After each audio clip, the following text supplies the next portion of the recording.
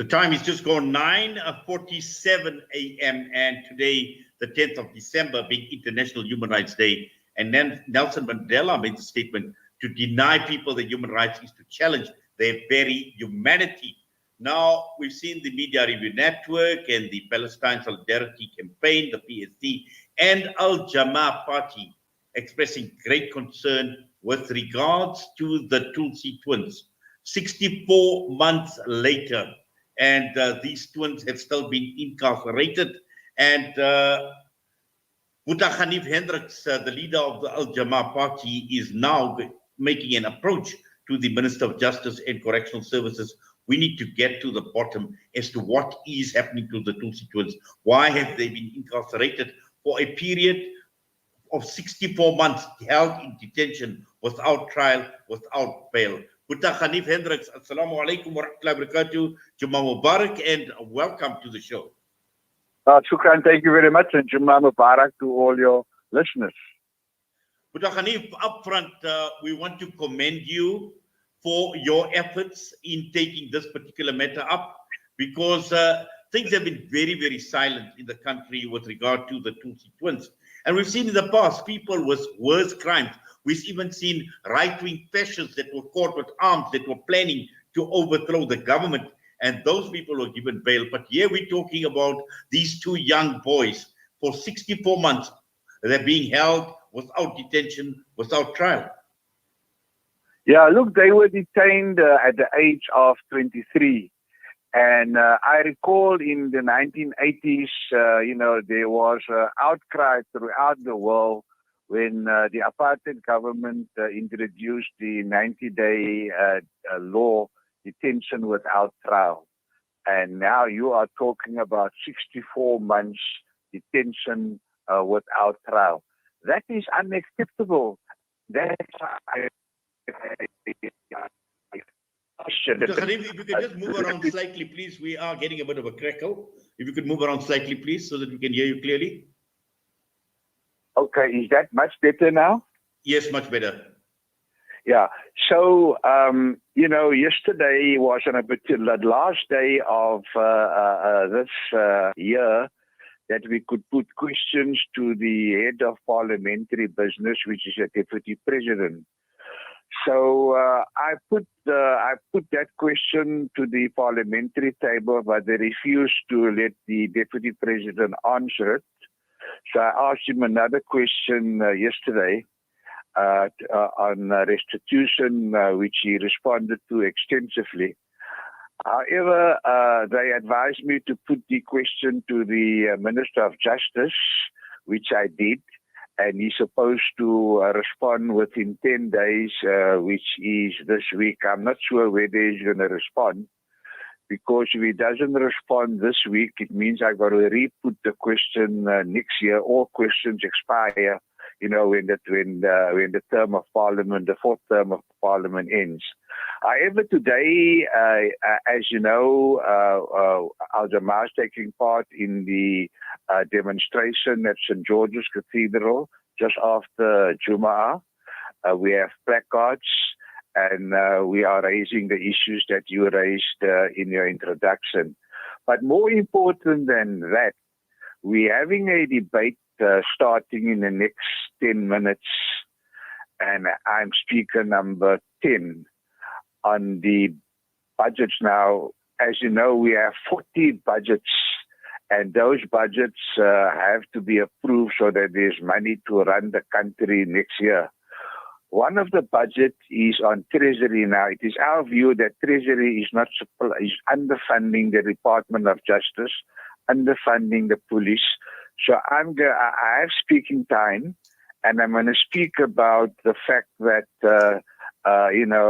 Treasury is the cause, is possibly the cause of all of this, not providing investigators and providing prosecutors like they do with regard to the TRC cases that hasn't been heard except for one.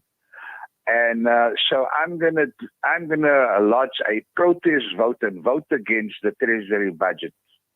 And I think, that is going to be a very strong signal, because, I always vote with the governing party for the budgets. If we don't vote for the budgets, then we don't have money for service delivery. So I always vote in favor of the budgets.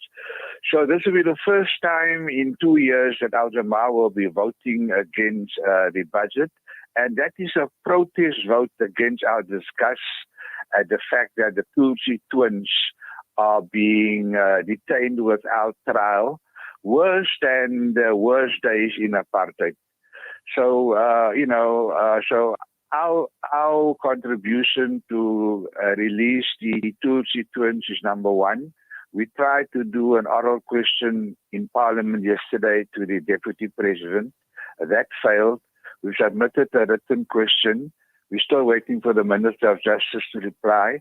And as a last resort, we are now demonstrating at St. George's Cathedral together with other progressive organizations. And in Parliament today, my last words for the end of term is the protest vote which will be recorded in Hansard. But Ganief, just want to just get back to this issue where the two questions in particular, because until now we've heard that the state has failed to provide any details and to provide any reason in defending the lawfulness of the arrest of the Thulsie twins. And just your thinking behind the two questions. And I'm going to go with the first question that you have raised. What is the position of the Justice Department in holding the specified persons indefinitely behind bars, given the failure by the state to commence with a fair trial? Yeah, look, obviously it's the same dirty tactics that they used during apartheid, where people were detained for 90 days and the state didn't have to give any reasons. But this time around, the Constitution, doesn't allow that. The state has to disclose, and that's why I put in a written parliamentary question to the Minister of Justice, and I'm going to make all the 400 members of Parliament complicit in violating the Thulsie twins' human rights. And it must be an embarrassment. South Africa is one of the few countries that still has detention without trial. 64 months, I mean, that's a very long time. It's over 2,000 days. And in South Africa, it was only 90 days and later 180 days. Does this government want to outdo the apartheid nationalist government? So the technicalities of the case, there is a process to get bail. So, the law has to run its course. So I'm not sure at which stage it is, whether it is at the High Court. If not, then you've got to go to the Appeal Court. Then you've got to go to the Constitutional Court. So human rights organizations, if they want to really celebrate the International Human Rights Day, they should be funding, taking the matters up to the Constitutional Court so that they can get bail. The bail can be under the strictest conditions, but they need to get out of jail. So that is the one issue, that we can't question the decisions taken in the different courts. We may be unhappy with it, but if you're not happy with the High Court, you're going to take it up, and it is an indictment on the Muslim community, Muslim foundations, Muslim businessmen. That two of their sons, newly converted to Islam, are being treated like this. It is our responsibility as a community to be the first respondents to get them bail and to follow the rule of law and go right up to the Constitutional Court. That's the one matter. The other matter is the Constitution doesn't allow this. This is unconstitutional to have detention without trial. Definitely, Boeta Ganief. But also, Boeta Ganief, the second question, and this is also quite an important issue that you are raising, where you say to what degree has the state seemingly allowed foreign intelligence agencies to interfere in the charges brought against the persons? Look, that has to be aired, when the matter eventually comes to court, that this is an unlawful arrest, that they have been arrested at the behest of America with their fantasies about, the war on terror. And, we must realize that the president at the moment has a report on the July unrest, where intelligence forces, are being accused of actually fomenting the unrest. And so heads must roll. So our whole intelligence structure, is an embarrassment to the country. And, one of the reasons is an intelligence general, and I think Frank Sakani is in the running for that post. He's not around to bring them to book and to keep them under control. So it looks like there are rogue forces in our intelligence, which are actually, they actually the intelligence office of America masquerading as South Africans. Putra Hanif, I know you've got to go now, but once again, we thank you. We say Jazakallah khairan to you. We do appreciate on behalf of the Muslim community that you have decided to take this matter up further at the highest level in a government, and hopefully people who are listening will take heed, organizations will take heed that the plight of these young boys is still very much in the balance. And we don't know what the situation is. Hopefully you will get the answers out of the minister, inshallah, now that you have raised this issue. And I'm sure we will watch a space and we will be talking to you about this particular matter once again, inshallah. Have yourself a wonderful day, a great Juma ahead, inshallah. Assalamu alaikum wa rahmatullahi wa barakatuh. Alaikum salam wa rahmatullahi wa barakatuh.